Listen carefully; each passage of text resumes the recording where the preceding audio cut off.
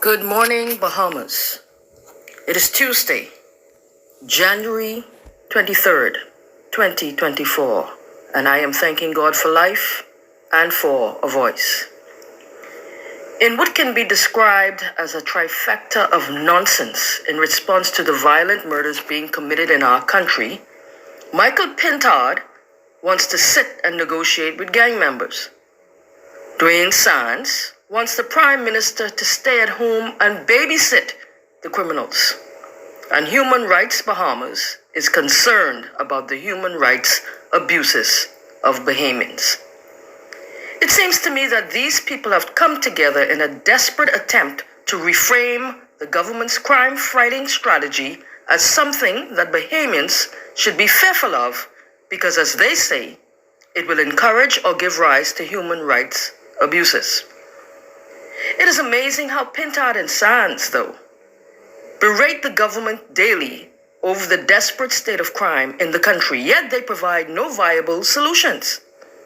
Well, in my humble opinion, desperate times call for desperate measures, and these are indeed desperate times. Don't get me wrong. The rank abuse of the inalienable rights of human beings should never be tolerated.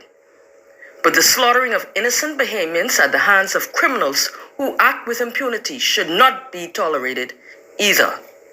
And as far as I am concerned, minor inconveniences to our daily lives, like being stopped and searched by the authorities, or having to stay a little longer in traffic due to a roadblock, is worth it. Because like Mama said, do nothing, fear nothing.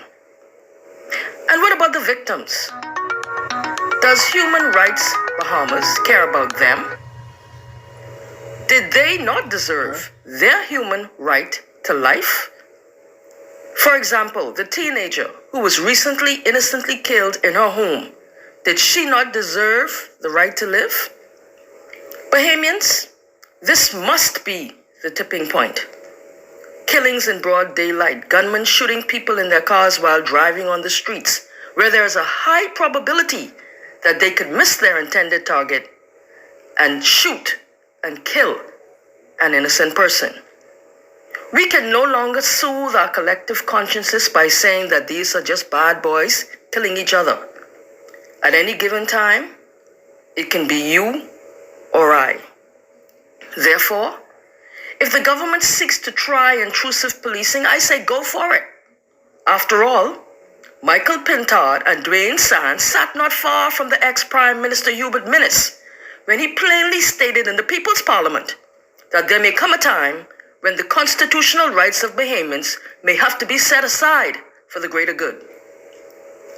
I heard not a peep of concern for the rights of Bahamians from any of them, and certainly there was equal silence from Human Rights Bahamas when this was said, as well as when the Coconut Boys and other poor and marginalized Bahamians were being abused. Finally, if any Bahamian, under any circumstance, feels as if the state has abused their rights via law enforcement or the judiciary, there is an avenue of redress. And you know what? I thank God that there is. Or the very same FNM, who are now feigning concern about the rights of Bahamians, would have gotten away with the political persecution of Bahamians, who just happen to have been PLP, ex-members of Parliament. This is Nocola Hudson, and I'm over and out.